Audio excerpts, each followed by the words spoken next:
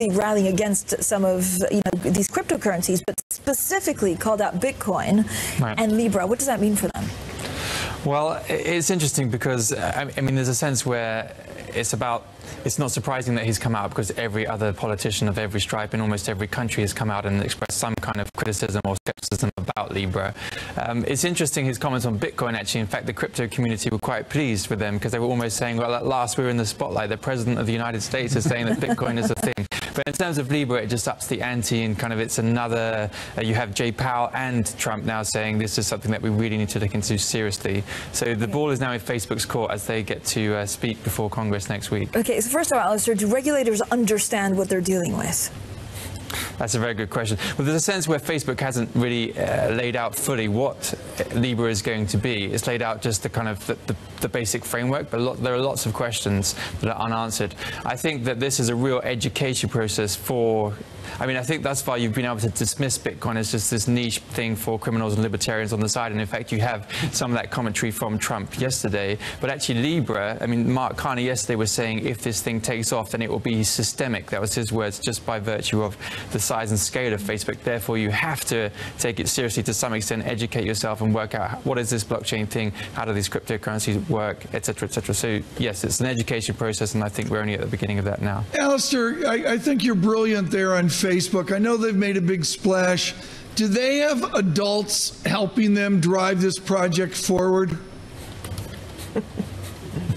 Well, if you look at the partnership, Facebook has structured this in such a way that it can say that this is not a Facebook project in and of itself. It's a venture. Facebook is one member of the Libra Association. Part of that association, you've got Visa, MasterCard, kind of some grown-up companies. So yes, there are grown-ups in the room, and they're trying to increase the number of partners from 28 now to 100. And we know that they're in talks with banks. They want some of the kind of the big players in the room.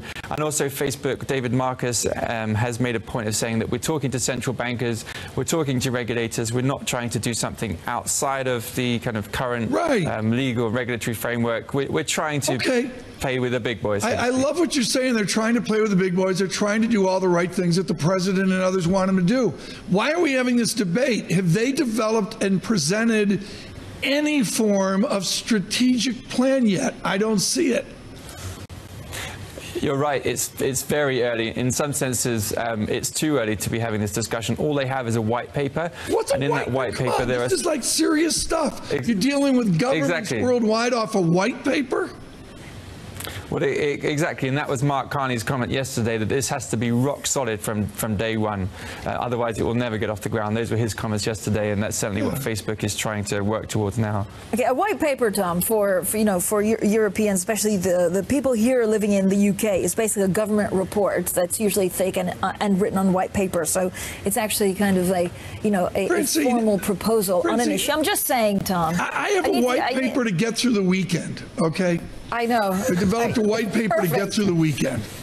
I'm going to send you one to get through the holiday season as well. To the summer season, the white paper from surveillance. Jane, how do you look at, the president kind of weighing in on things like that? Does it actually change? Because at the end of the day, he's still the president of the United States. Well, I think there's a couple of different ways that you can look at it. And I think from the US point of view particularly, it is quite interesting, particularly from the Trump administration, because the Trump administration, perhaps more than any other administration, arguably, has used the dollar payment system, if you like, as a tool. So, for instance, if you think about maybe when the US pulled out of the nuclear trade pact, it made French companies like Total or Renault also pull out of their investments in Iran, and it said, well, look, if you don't, you're not going to have access to the dollar payment system. So if you like, the strength of the dollar payment system has been really very important. It's politicized, if you like, by the Trump administration.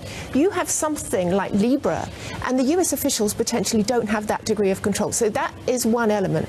But from a central bank's point of view, I think perhaps they're looking at different things. I think if you listen to Carney, if you listen to other central bankers, there is an inevitability that something like this is going to happen. And if you look at the Riksbank, maybe the Dutch central bank, they are looking at e-kronas or e-currencies. Now, this is different. This is not Bitcoin. This is not Libra. But they are looking at potentially at the blockchain computer system as developing that into something new. So something is going to happen about these cyber currencies. It won't be Bitcoin, but it will be something. Yeah, and they're not going to break the buck either. Jane Foley, thank you so much. Greatly appreciate it. Scott Teal listening on carefully. And Alistair Marsh, let me know when you read through the white paper. How many pages, Alistair, how many pages is the white paper? It's about 20 pages, 20 so not that pages, many. You know? Yeah. That's why there are so many questions. Something good for Finance 302, your junior year. Great. Alistair Marsh, thank you so much.